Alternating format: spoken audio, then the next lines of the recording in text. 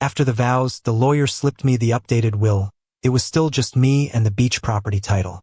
The humid Florida air hung thick in the chapel of St. Augustine as I adjusted my navy blue suit and watched my son Marcus walk toward the altar with Victoria, his fiancée of 3 years. Sweat beaded on my forehead, not just from the oppressive August heat, but from the emotional weight of watching my only child get married while feeling like a stranger in his own life story. The tension had been building for 8 months since Victoria's family began planning this elaborate wedding, systematically excluding me from every major decision while treating me like an unwelcome obligation rather than the father who had raised Marcus alone after his mother died in a car accident when he was just 5 years old. For 27 years, I had been everything to Marcus: father, mother, coach, and best friend, working double shifts as a detective with the Miami-Dade Police Department to afford his private school tuition, baseball equipment, and college expenses at the University of Florida where he earned his business degree. Victoria came from old money in Palm Beach, her family owning a chain of luxury hotels that had made them wealthy enough to look down on my modest pension and the small house in Coral Gables where Marcus had grown up surrounded by love but not luxury. If this story is hitting close to home, please comment below about where you're watching from and tell us if you've experienced something similar with your own family. Hit that like button and subscribe to our channel because we really do help families going through these exact situations. Your support helps us continue sharing these stories of overcoming family challenges. What Marcus and Victoria didn't know was that 3 weeks before the wedding, I had received a call that would change everything forever. Attorney Patricia Morales from the estate planning firm of Henderson and Associates had contacted me about a complex inheritance case that had been in legal limbo for over 2 decades. My late partner, Detective Samuel Rodriguez, who had died in the line of duty 15 years ago, had apparently left me as the sole beneficiary of a beachfront property in the Florida Keys that had appreciated to an estimated value of $8 million, plus mineral rights that had generated additional revenue streams over the years. The property had been tied up in probate court due to disputed claims from distant relatives and bureaucratic complications that had prevented the transfer from being completed until now. Sam had purchased the land as a young officer with money inherited from his grandmother, intending it as a retirement investment, but he had never mentioned the true scope of his holdings or the fact that he had designated me as his beneficiary in his updated will after his divorce. For 15 years, I had been living modestly on my police pension while this substantial inheritance waited in legal limbo. The irony was overwhelming and bitter. Throughout Marcus's childhood and teenage years, I had worked overtime, taken security jobs on weekends, and carefully budgeted every expense to provide for his education and activities. We had lived in a modest 3-bedroom house in a middle-class neighborhood, driving used cars and taking camping trips instead of luxury vacations because every dollar mattered for his future.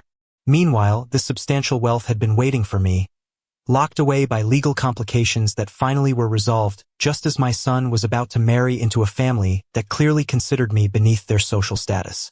The wedding ceremony was taking place at the historic Flagler Memorial Presbyterian Church in St. Augustine, a venue that Victoria's family had chosen specifically because of its prestigious reputation and connections to Florida's Gilded Age history.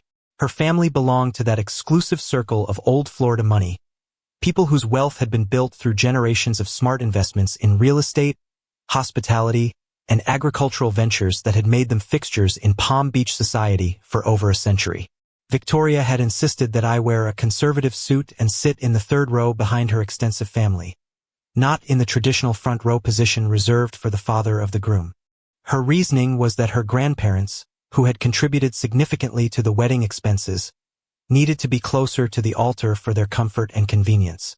The deliberate slight was just one of many small humiliations I had endured during the months of wedding planning, from being excluded from venue visits to having my suggestions for the reception menu politely dismissed as not quite appropriate for the level of celebration they were planning. The ceremony proceeded flawlessly, with Father Miguel conducting the traditional Catholic service while I struggled with the conflicting emotions of joy for Marcus's happiness and pain from feeling like an outsider in my own son's most important life moment. Marcus looked handsome and confident in his custom tuxedo, clearly head over heels in love with Victoria and blissfully unaware of how his gradual distancing from me over the past year had affected our relationship. His mother would have been so proud to see him become such a successful young man, working as a financial advisor for a prestigious firm in downtown Miami. The afternoon was typical for late August in Northeast Florida, with threatening storm clouds building on the horizon and that characteristic humidity that makes clothing stick to your skin. The reception was being held at the exclusive Casa Monica Resort, a luxury hotel in the heart of St. Augustine's historic district where Victoria's family had reserved the entire ballroom for 300 guests, most of whom I had never met and who represented a social circle completely foreign to my law enforcement background. During the cocktail hour, I found myself making awkward small talk with other guests while Victoria's family mingled effortlessly among their country club friends, business associates, and social connections. The conversations around me focused on topics completely outside my experience: private jet travel, yacht club memberships, investment portfolios, and vacation homes in the Hamptons and Aspen. I felt like an anthropologist studying a foreign culture, trying to navigate social dynamics that had never been part of my blue-collar world. The seating arrangement at the reception reinforced my marginalized status. Victoria's mother, Mrs. Catherine Pemberton, had placed me at table 12, far from the head table where Marcus and Victoria sat with the wedding party and immediate family members. I found myself dining with distant cousins and family friends, polite strangers who made pleasant conversation but clearly understood that I wasn't part of the inner circle that really mattered to this celebration. As the evening progressed, I listened to fragments of conversations about real estate developments, charitable foundations, and business acquisitions that involved sums of money that represented more than my entire career earnings as a police officer. The gulf between my world and Victoria's family's world seemed insurmountable, and I began to understand why Marcus had been gradually adopting their mannerisms, speech patterns, and priorities over the past 2 years of serious dating. The most painful moment came during the formal toasts, when Mrs. Pemberton took the microphone to deliver what should have been a welcoming speech about the joining of two families. Instead, she spoke extensively about how Victoria had chosen wisely in selecting Marcus, but emphasized her hopes that he would be able to maintain the lifestyle standards that our daughter has always known, without creating any financial stress that might impact their marriage. The implication was clear. My modest background represented a potential liability that needed to be managed carefully. Marcus's response to his new mother-in-law's toast was devastating. Standing slightly unsteady from the champagne, he thanked the Pemberton family for accepting him despite his humble origins, and expressed his commitment to building a life worthy of Victoria's expectations while moving beyond the limitations of his past. He spoke about his gratitude for their investment in his future, and his determination to prove himself worthy of their trust and confidence in his potential. The words hit me like physical blows. This was my son, the boy I had raised with love, sacrifice, and unwavering support, publicly distancing himself from the life we had built together and essentially apologizing for his upbringing.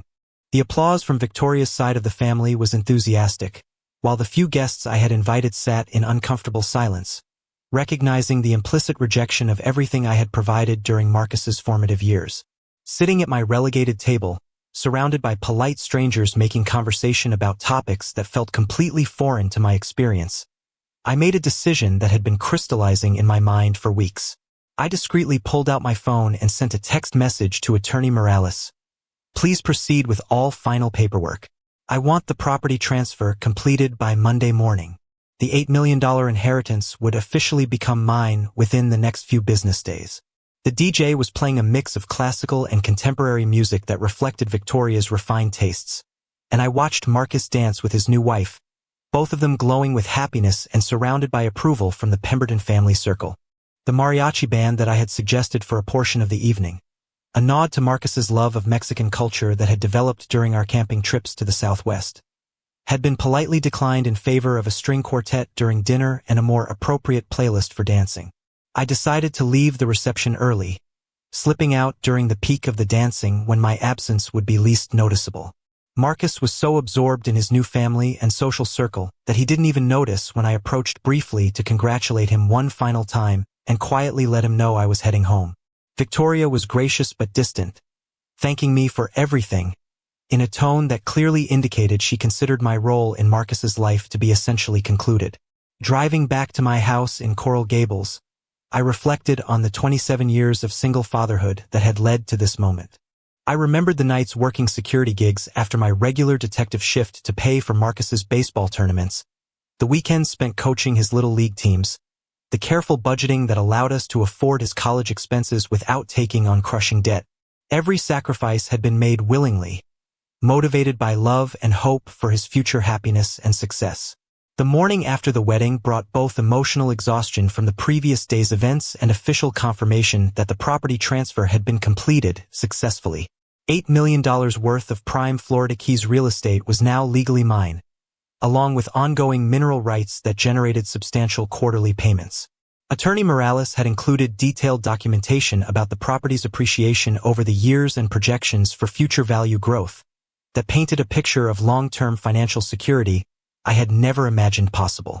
Marcus and Victoria left immediately for their honeymoon in the Greek islands, a month-long luxury tour that had been paid for by the Pemberton family and documented extensively on social media. Their photos showed them dining at exclusive restaurants, staying in five-star resorts, and enjoying experiences that cost more than my annual pension. The contrast with the modest camping trips and road adventures that had defined Marcus's childhood was stark and deliberate, representing his entry into a world of privilege that I had never been able to provide. While they traveled through Europe enjoying their extended honeymoon, I began making practical decisions about my unexpected wealth.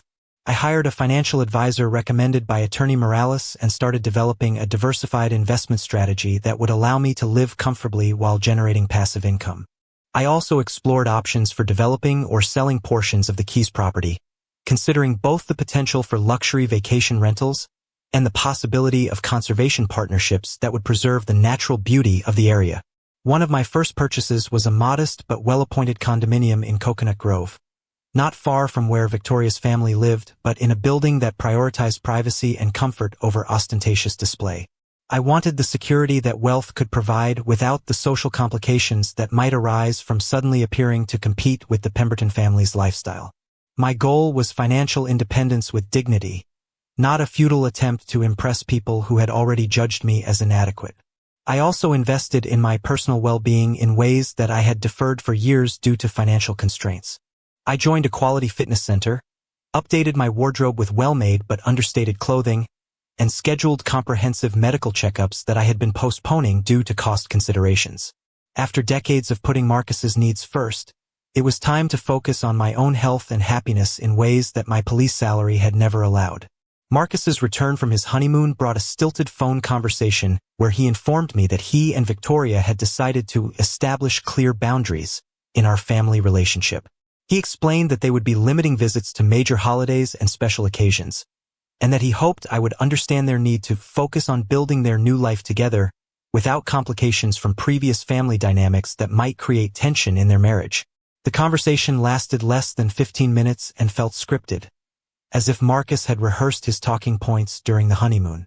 He informed me that they had purchased a house in Pinecrest, an exclusive suburb south of Miami, with financial assistance from the Pemberton Family Trust.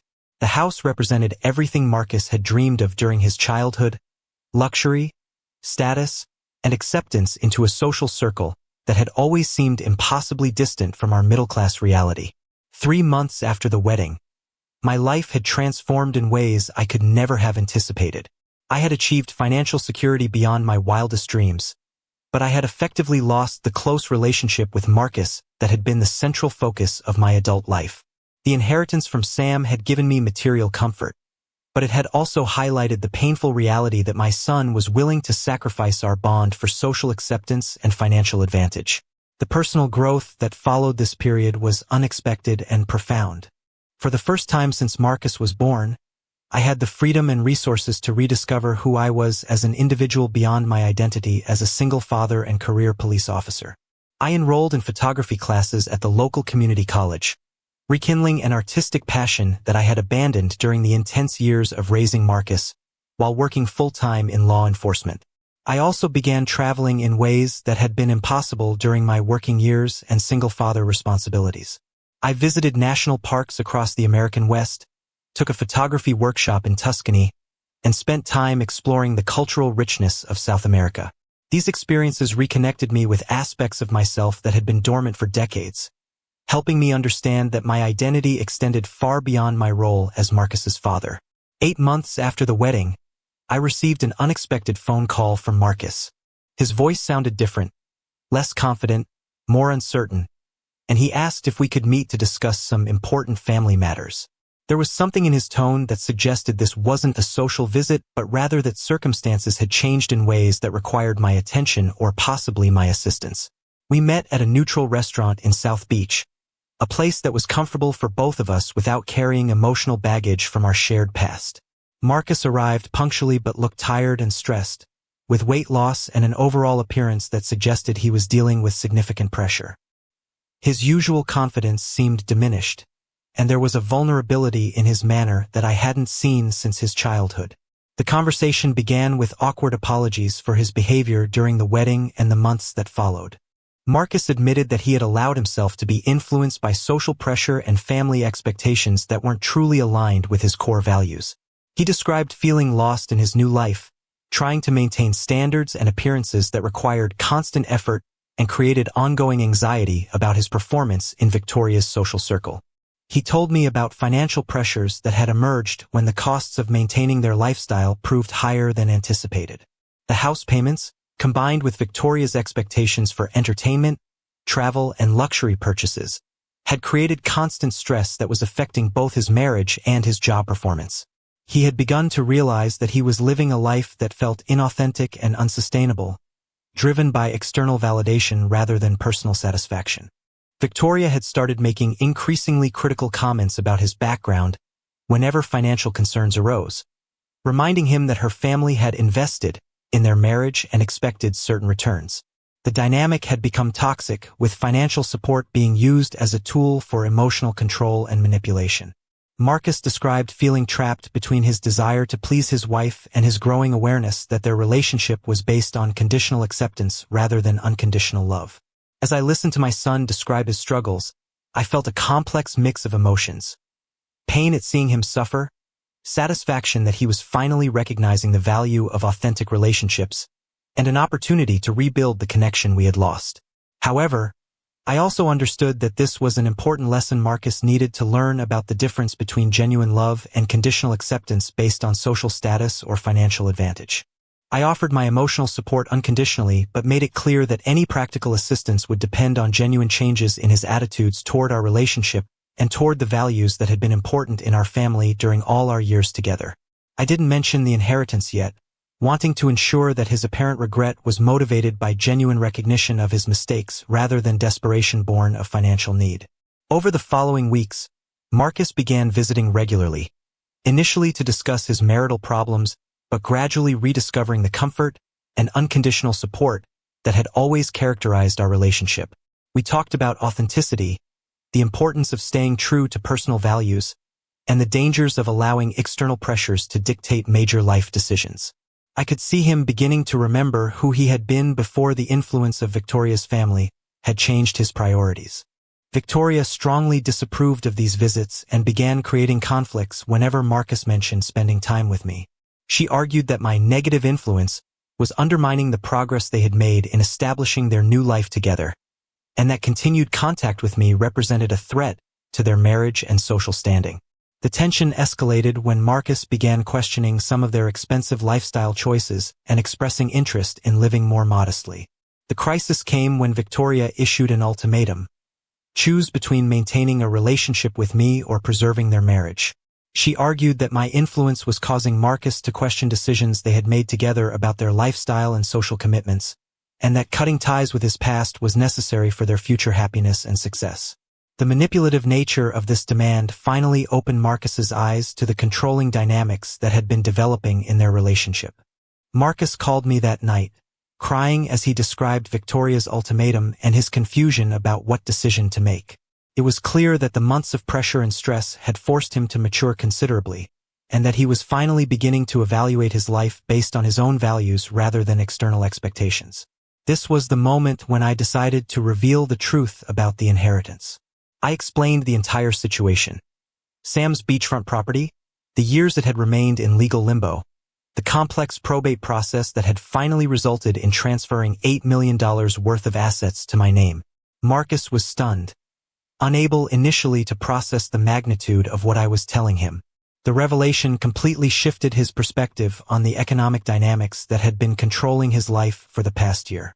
He realized that I had possessed the financial resources to compete with the Pemberton family's wealth, but had chosen not to do so, allowing him to learn important lessons about character, values, and the difference between genuine relationships and those based on financial advantage. He also understood that his behavior during the wedding and afterward had been particularly painful given that I had been dealing with this new financial reality while being treated as a social and economic liability. Marcus made a courageous but necessary decision.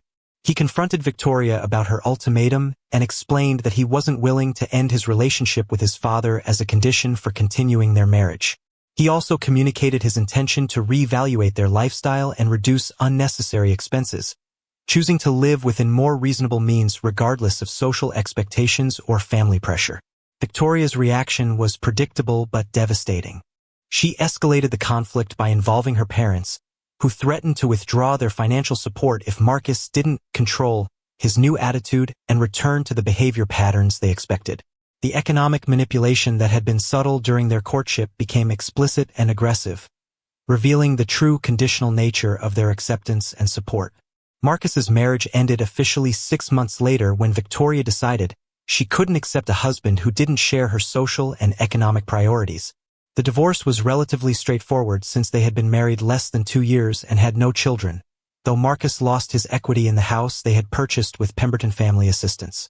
The financial loss was significant but manageable given our new circumstances.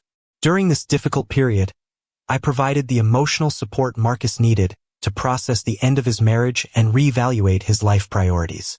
We used a portion of the inheritance to ensure he had excellent legal representation during the divorce proceedings, and we also helped him establish himself in a comfortable but modest apartment in Coral Gables, close to where he had grown up and in a community that reflected his authentic values. The experience had been painful but educational for both of us. Marcus learned valuable lessons about authenticity, the importance of maintaining strong family relationships, and the dangers of trying to live a life that doesn't reflect genuine personal values. I learned about forgiveness, patience, and the importance of allowing people we love to make mistakes and learn from them without permanently damaging our relationships. 6 months after the divorce was finalized, Marcus and I had rebuilt our relationship on a stronger and more mature foundation. He had developed a new appreciation for the sacrifices I had made during his childhood and adolescence, and I had found a healthy balance between being a supportive father and maintaining boundaries that protected my own emotional well-being. We decided together how to use the inheritance in responsible and meaningful ways. We established a scholarship fund for children of police officers who wanted to pursue higher education, honoring Sam's memory and the values that had been important in our law enforcement community. We also invested in rental properties that would provide stable long-term income while contributing to affordable housing in our community. Marcus returned to work with a new perspective on success and happiness, focusing on building a solid career based on his own merits and values rather than trying to impress others or maintain expensive appearances. His relationship with money became healthier and more realistic, understanding that financial security was important but shouldn't control major life decisions or relationship choices. 2 years after the wedding that had marked the lowest point in our relationship, Marcus met Jennifer, a veterinarian who shared his values about family, authenticity, and the importance of genuine relationships over social appearances. Their courtship developed naturally and without pressure, based on real compatibility rather than superficial impressions or economic considerations. When Marcus introduced me to Jennifer, it was immediately obvious that this relationship was fundamentally different from his marriage to Victoria. Jennifer treated me with genuine respect and warmth, showing real interest in getting to know me as a person and understanding the history Marcus and I had shared. She asked thoughtful questions about his childhood, our camping adventures, and the values that had shaped him during his formative years. Her acceptance of our family story was complete and unconditional, creating space for me in their relationship rather than viewing me as competition or a complication. Marcus's second wedding, held 3 years after the disaster with Victoria, was an intimate and authentic celebration in the garden of our new home in Key Biscayne.